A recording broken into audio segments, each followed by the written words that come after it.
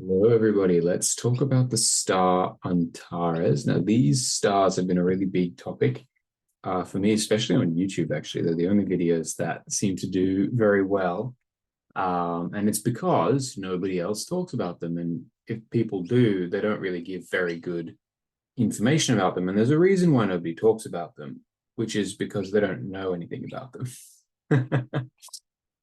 So, welcome to one of the few people who does know something about them.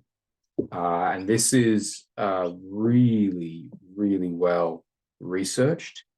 Um, there is no technique that I have more faith in than the fixed stars. And so these four royal stars, Regulus, Aldebaran, Antares, and Fomalhaut, these are the most important stars. And there's a couple of others that I'm going to do as well, but these are the main ones to understand. And you'll go and you'll look them up and you'll read lots of weird stuff that doesn't really make any sense. It's kind of like, well, if they're royal stars, what's the whole point? And the modern astrologers or whoever you find, they'll give you a very, oh, they're so significant in the sky, and they'll give you some thing they've thought off the top of their head that it's archetypal something or other, or I have no clue. I honestly don't know. There's so many things they could come up with. But obviously, that's not the case. That's not true, because the truth is simple, right? So whenever you start reading astrology and it goes into these tangents of this archetype and that archetype and this emotion and that emotion, it's basically just getting you more lost. You may feel that you're picking up on something, but that'll wear off very quickly. And very quickly, you'll just realize, okay, I'm just getting more and more lost the more that I read. So that's what I'm here to remedy. Now, Aldebaran, so I've done Regulus, fantastic star. Regulus is probably the most stable of the four fixed stars, meaning that, let's hypothesize you have Regulus on the MC, midheaven, right? Okay, yes. Yes, I always forget. You guys have not been taught proper astrology. Okay, so the only places that matter in your chart are the first house, or not the first house, the ascendant, the MC, the descendant, the sun, and the moon. Everything else is secondary, which is, yes, that is true, yes. And what that means is, if you have a planet or a star on the ascendant, the MC, the sun, or the moon, planet or star, Jupiter, Saturn, Regulus, Aldebaran, Mercury, Speaker, whatever stars or planets, everything included, the ones that are close to those places, ascendant, MC, descendant, moon, sun, they are defining the chart. They are the most important thing, and obviously, yeah, and you can really get a long way into a full reading just on those five positions. If you just master those five positions, you have the real foundation of astrology, and because up until now you'll have been talked to about all these asteroids and stuff, and there's Bernadette Brady's research on the fixed stars, which was, I read the whole thing. It was pretty unhelpful. To be frank, it was not helpful at all. And what all these other things, and these quincunxes and semi-sextiles and lots, even in the ancient astrology, there's lots of other weird techniques that you'll be like, they work, but they're not really the most important. And as I'm not like 100%, I'm not trashing those techniques. They're perfectly useful, but in their own place, which is later on down the line. They're by no means are they the most important thing. Those are, the only people who should be studying those real topics are the ones who've already mastered the basics. And there are not many of those astrologers out there. Most astrologers have not mastered the basics. And that's just because astrology's become a bit of a fad, and it's become systematized. How it was. It used to be a university thing in the Renaissance and medieval times. So to be an astrologer, you would actually have to be extremely gifted and academic as well, academically gifted. You'd have to be a mathematician and literature and history and all kinds of things, art even. Whereas these days, anybody can pick up their computer and become and claim to be an astrologer. And there's nothing wrong with that. Everybody's got their 2 cents, and that's all fine. But it does mean that most of what you read is not really astrology. It's just sort of people's opinions, people's personal thoughts. Even very seasoned astrologers. I read very, very seasoned astrologers, and I'm just like, do you ever study this? This is like kind of scary. So anyway, sorry, that's not the topic of today, but Aldebaran, right? So if you have Aldebaran in the 11th house and the sun or the moon are not in a conjunction with it, you do not have Aldebaran. I don't want to see any comments down there about my Aldebaran is conjunct Jupiter in the 3rd house. I will freaking delete your comment and ban you. That is not okay to be watching this video and be at that stage. Okay, I'm not having it. I'm frustrated. All right. Obviously won't actually ban anybody, but I might delete the comment, to be fair. Because of what I've just said. All that matters is conjunctions with the ascendant, the MC, the descendant, the sun, and the moon. Everything else, forget about it. It has, at this stage, it has no importance on the fixed stars. It does have some, but it is so far down the line of importance that, to be honest, I don't even use it in readings because it's just not important. There are so many more important things. It's really astonishing, actually. So anyway, this is all that matters. So let's imagine you got on the MC, Regulus on the MC. Let's say that you're born during the day and Mars is also on the MC with Regulus. Normally, if this was another star like Aldebaran, especially Aldebaran would not have any effect on this chart because Mars would cancel him. However, Regulus is not cancelled that easily.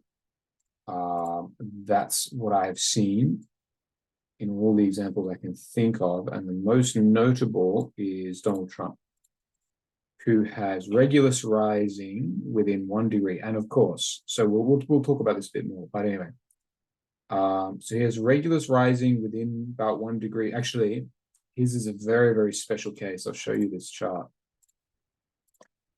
The reason that he is so successful and famous is, yes, it is because of Regulus. However, there's a lot of people who have Regulus, Regulus is at 5 degrees, 5 minutes. His ascendant is at 5 degrees and 47 minutes. So it's more than half a degree away. I have Regulus in the same, my Regulus is actually closer to the ascendant than Donald Trump's. However, his is much more powerful because the horizon here, this black arc, it has what we call the ecliptical glow or horizontal glow. And there's this kind of light that shines off the horizon, shines off the ecliptic and the horizon, which means that you can't actually see things on the horizon until they've risen a little bit further. And that moment where you see them for the first time, that is the most powerful moment.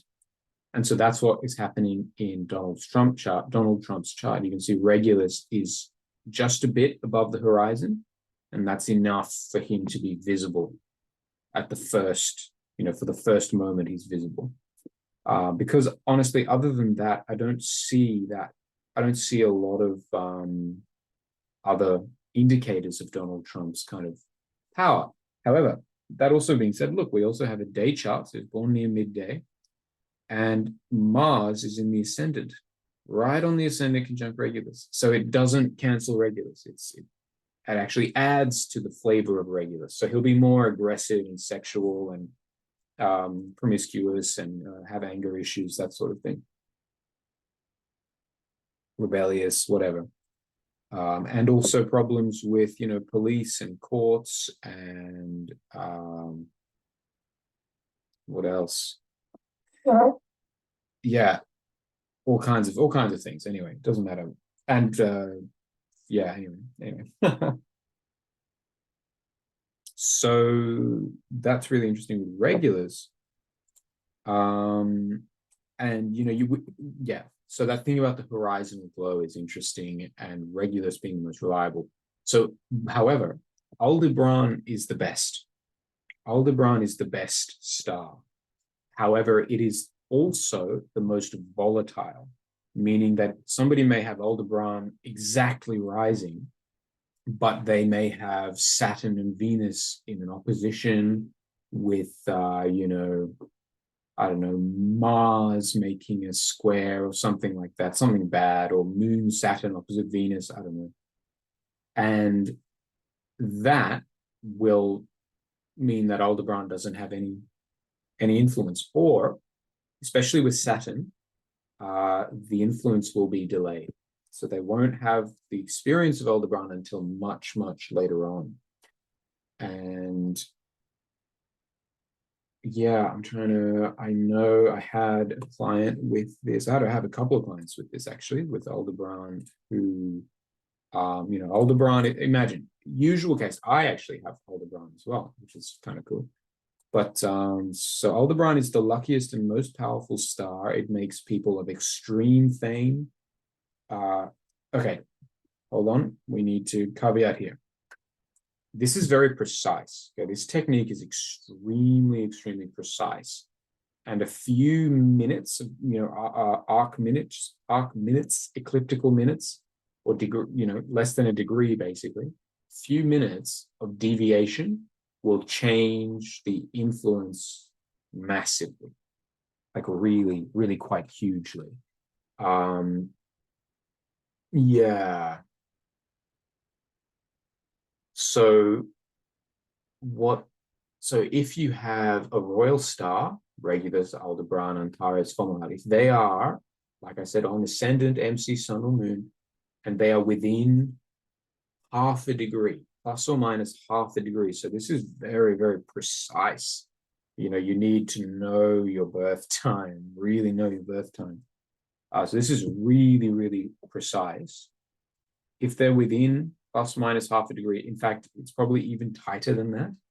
Half a degree is being generous, being generous.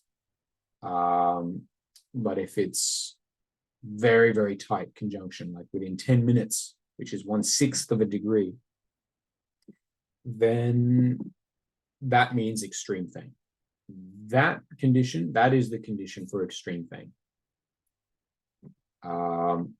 Anything wider than that, it's not going to cancel the star by any means. The star will absolutely have a powerful impact on the chart, but it exponentially decreases in power, in effect, right? So like I know Shia LaBeouf, he has Regulus, and within 10 minutes, 10 arc minutes, so again, 1/6 of a degree, like I said, or maybe it was 12, so around 1/6 of a degree. And I have, I'm not a great example because I'm still so young, so I haven't finished my life yet, but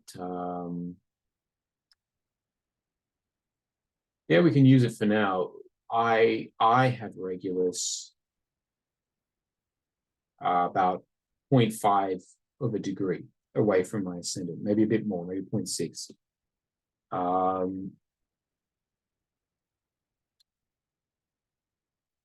Enough said, right? Look at the difference. And of course, it's just because it hasn't activated in my chart yet. That's also part of it. But you can see, you can kind of get a feel, through that example that somebody with, let's say, so somebody with Regulus within 5 arc minutes of the ascendant, which is 5 minutes, 5 minutes is 1/12 of a degree along the ecliptic. They will be, that's extreme thing. Pretty much no matter what else is in the chart, that is guaranteed extreme thing. And then, but then somebody with half a degree away, they'll be very famous, very successful, but it'll be a step down. They're not superstars, you know what I mean? But they'll be very powerful people in the world with a huge, very, really high position in society, lots of money, lots of praise and big audience, people following them. And then if we take it to a whole degree away, now it's another weight taken off. It's lighter again. They'll be still, however, very strong. They'll be very prominent people in society. They'll definitely be leaders and public figures with a wide audience, wide following. They'll be successful. They'll be a leader with good money, good income. But it'll be less. Again, another degree less. And then if we take somebody who's 2 degrees away from the star, they'll be successful, they'll be well known, they'll be reputable, this is 2 degrees away is where you come to the point where it's just kind of your average successful man, or successful woman, like somebody who's like the upper middle class, that kind of thing. Just being very nicely situated in society. Whereas like within a degree, you're kind of in that high society realm already. And then within like high society, I mean, like if you split society into lower, middle, and upper, like the upper, right? But that's not the 1%. The 1% is like the ones who are 5 minutes away or 10 minutes away or something. Or like Donald Trump, right? Whose thing is appearing exactly above the horizon. So anyway, that's really important to just really, really, really understand. This is very, very, very exact. And so I don't want anybody going along with, oh, Regulus is 3 degrees from my ascendant, I'm going to be famous. It's like, hold on, do the math, right? Within 3 degrees of the ascendant, so that's a total of 6 degrees, 3 degrees plus or minus the ascendant. 6 degrees, 360 divided by 6, one in every 6? Yeah, 1 in every 6 people, no, 1 in every 60 people will have that. In fact, it'll be more like 1 in every 10 or 1 in 20. Because you've also got to take into account the sun and the moon and the MC and the descendant, So 1 in 60, and then you could divide that by 5. 1 in 12. 1 in 12 people approximately will have Regulus somewhere in their chart, right? But with a very wide orb, 3 plus minus 3 degrees. But that's a very, very different thing than somebody having Regulus exactly on the ascendant, within 5 arc minutes, which is 12 times 360. I can't do math like this. 3,600 plus 724,320, I think. So that's 1 in 4,500 people will have that. And not all of them, every chart is different. So for Shia LaBeouf is a great example because he has that Regulus, but he also has a really terrible chart with Saturn on the MC at night, opposite some nasty thing, and Venus and the moon. I know I'm talking a lot about Regulus now, but it's just a really good example because it's such a reliable star. So he was born into horrible, his mom was a very low class, his dad was a very low class. There were huge drug addictions. They lived in a caravan park, terrible origin, but his destiny was fame because of Regulus, right? But a lot of people, and people have their fame at different times too. So it's definitely a very delicate thing. So it's not like, oh, one in every 4,500 people is going to be super famous and the whole world will know them. It's like, well, I guess in theory, probably something like that, because we don't know all of the famous people in the world, right? Like, and Regulus can also be power. So the rulers, people who rule, look after cities, look after countries, people who own big businesses. Like, we don't even know who a lot of these people are. So probably, statistically, it all does add up. All I can say is what I have observed in my own personal research, and what the great sage Hermes Trismegistus says, which is what I'm telling you right now, except I'm telling you in a much more clear fashion. It's taken me a long time to figure this out, okay? And nobody else explained it this clearly. Even my own teacher didn't explain it like this. He sort of brushed over it, actually, and just sort of said, yeah, within a degree, it has the full effect, and after that, it just gets weaker, and then moved on. And it wasn't very clear, but this is what I've noticed basically with these royal stars.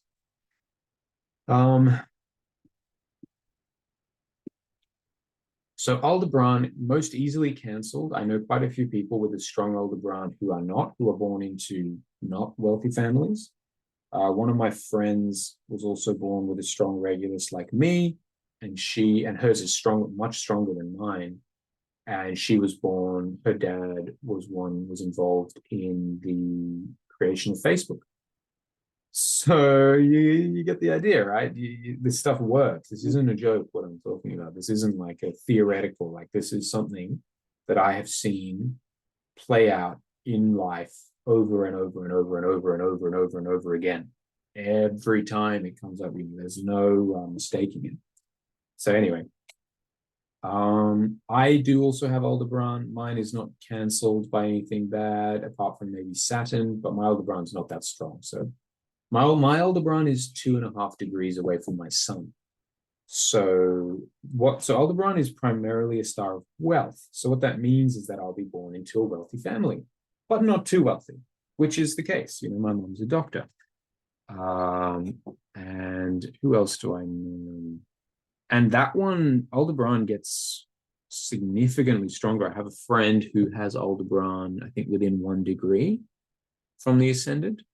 And she had a really tough life, but she was adopted by this big billionaire in America. Or I don't know if that's technically correct, but you know what I mean. Like, he adopted like 12 children or something, and just has this massive company and massive resources. So yeah, her chart's really fascinating. And what else? Who else? Yeah. So anyway, what Hermes says about Aldebaran is that it's the luckiest star. And this is because, you'll notice even if you're just a very casually looking at the sky, you'll have noticed that the sky is extremely different between the seasons, between summer and winter, depending on your hemisphere, right? Well, actually, it's not really that, depending on the hemisphere. It's pretty much the same. And the main thing that you'll have noticed if you pay attention is that Orion will change. Orion, you'll either see Orion immediately or you won't see Orion. That's most people's thing, right? Or if you're a bit more deep into it, at one part of the year, you'll see Orion, and at the other part of the year, you'll see Scorpio. Scorpio is a big constellation with a big bright star in the middle called Antares, the heart of the scorpion. Actually, the heart of the eagle is a better term for it, the heart of the eagle. So Aldebaran, and Aldebaran is connected with the constellation of Orion. It is right next to it. So you have Orion's belt, kind of, if you're looking at the sky, if you have the ecliptic running here, if this is the the path of the planets, you'll have Orion's belt kind of south of the ecliptic here, Orion's belt south, and then Aldebaran is there. So it's right next to, kind of right next to Orion's belt. Actually, I think Orion's belt points at Aldebaran, or certainly something points at Sirius. I can't remember what it is, but anyway, yeah, it sort of points towards Aldebaran. And what Hermes says is natives who have Aldebaran, they will be famous over the earth as those stars are famous over the sky. And he's referring to the stars of Taurus and Scorpio, Aldebaran and Antares, which no matter what season, one of them is always in the sky. And remember, if you have Aldebaran rising, you have Antares setting, which means you have both of those stars. And that is, so the fame is like never forgotten, because even in the winter, Antares is out, and then in the autumn, and then in the spring, Aldebaran. Actually, no, it's the other way around. In the spring, it's Antares. In the autumn, it's Aldebaran. It's upside down for me because I'm in Australia, so it's backwards. It's anyway. So this is the most powerful star. This is the Star of America. We know that this is the best star because the founding fathers used it. So if you ever see somebody rectifying the chart of America using modern astrology or something,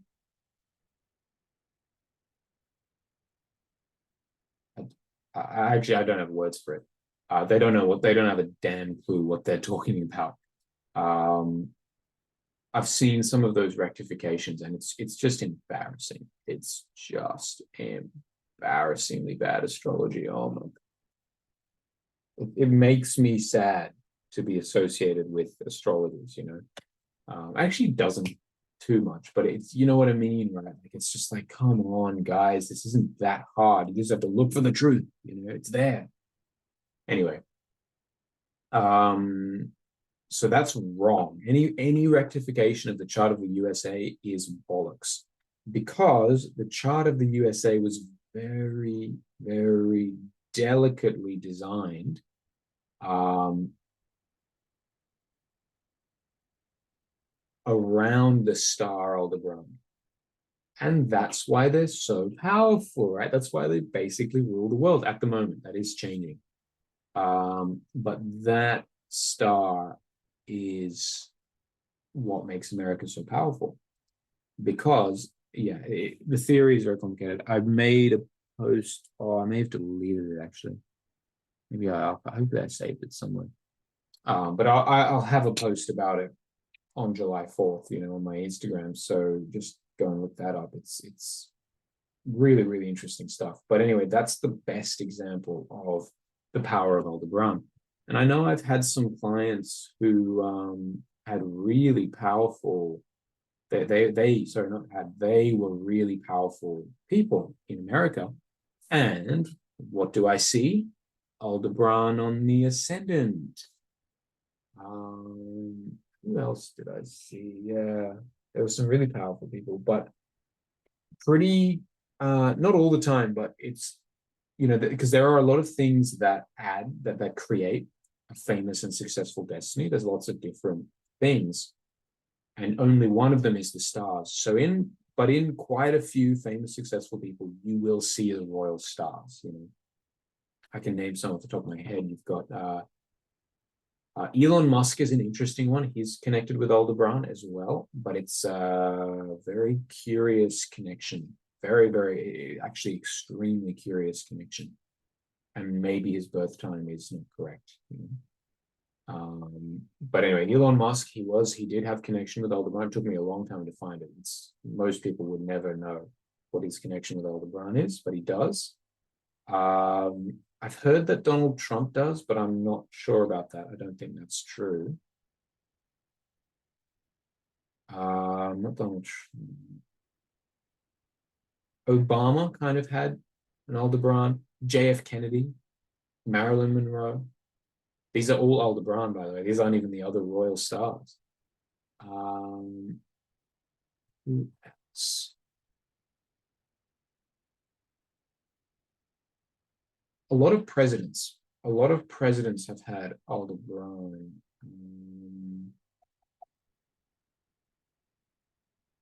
And that makes sense, right? Because it's the star, it's literally the Star of America. Okay, I can't think of any others off the top of my head at the moment. But other royal stars, Regulus, Fomalhaut, James Blunt, Dua Lipa, they have really powerful ones. Andrew Tate has Antares. Who else? Anyway, you get the point, right? I can just list them. And the other thing with the super powerful fame is that you need doubled up. You need it doubled up. So most of those really, really successful people, like Shia LaBeouf, he had his time in the light and then he sort of faded, right? Whereas these other really successful people, they have, and that's because Shia LaBeouf only had one angle, one thing with the royal star, whereas a lot of people have two. A lot of those really powerful people, they have two. Whether, Andrew Tate has the sun and the moon with Antares. Dua Lipa has also the sun and the moon with Regulus. James Blunt has the sun and the moon with Fomalhaut. And who else? A lot of kings and things, they will have the moon and the MC with Regulus. I had a lady book a reading with me ages ago. And I looked at this chart and I was like, "Oh, I'm so excited to just let it drop on her." And I just started. I remember getting into the session and they said, "So you're in the high society," because she had ascendant and the moon in the same degree, maybe 5 degrees away from Regulus. And I said, "You are in the high society." And she said, "Yes, I am." So yeah, like I say, this is no joke, and I've been thinking about it recently. Anyway, Aldebaran. So money, beauty, and love, sexuality. Aldebaran is Taurus, right? This is also a sacred degree, just like all the royal stars are connected with a sacred degree. This is a sacred degree of love, which is the path of Isis, Aphrodite. I'm not going to tell you too much about it because that's very secret knowledge, and I will have courses about that. I also have a course on the fixed stars. If you've gotten this far into the video and you're a decently seasoned astrologer, that would be great. The grand introduction to ancient astrology, which is actually talking about the fixed stars. But you need a background knowledge. You need to know the planets, the houses, the degrees, those sorts of things. Otherwise, that course ain't for you. But if you're somebody who really seeks practical ancient knowledge on the stars, there's nowhere else that you can find it. I'll be honest with you, nowhere else that you can find as clear and concise and good information on the stars as that. What else is there? So Aldebaran is mostly money. So people with Aldebaran, they'll be extremely wealthy, luxurious, easy life. They will have fame as well to a certain degree. And they can be very promiscuous, very sexual, if the rest of the chart doesn't balance it out. They can either be very horny, very sexual, or if the rest of the chart shows, balances it out, they can just be like priests of the goddess, priests of Isis, priests and priestesses of the goddess of love, which means that they see love as a sacred thing. And if the signs are strong enough, they will be initiated into the secret teachings of Isis. And not many people are. Maybe you can count them on one hand. So, very interesting star, this one, Aldebaran, very easily cancelled. So if you see a day Mars in the same sign as Aldebaran on the ascendant, probably the Aldebaran is not manifesting. Or a night Saturn, same thing with a night Saturn. They have a night Saturn with Aldebaran, probably not hitting too hard. So yeah, and to be really fair, like that's really all it is with Aldebaran. But do you see the difference? What I've just given you versus 10 pages of modern astrological word vomit. It's very different. What's Aldebaran? Money. It's just money. It's the money star. It's the main money star. And people who have it are extremely wealthy. It's a star of extreme wealth, but also fame. So, there's subtleties to it. But anyway, it's the luckiest star. Hermes says they'll have lots of affairs, not marital affairs, but just love affairs generally, lots of suitors, lots of people wanting to marry them, and also the sexuality thing that I talked about. And yeah, just all around easy life. Basically, that's the destiny, is an easy life. If you've come through Aldebaran, you going to have materially, you're going to have a pretty easy time of it, pretty good time of it. But anyway, that's not the whole chart. There's many other things to look at. So I'm going to leave that one there, and I'll see you in the next one. Peace.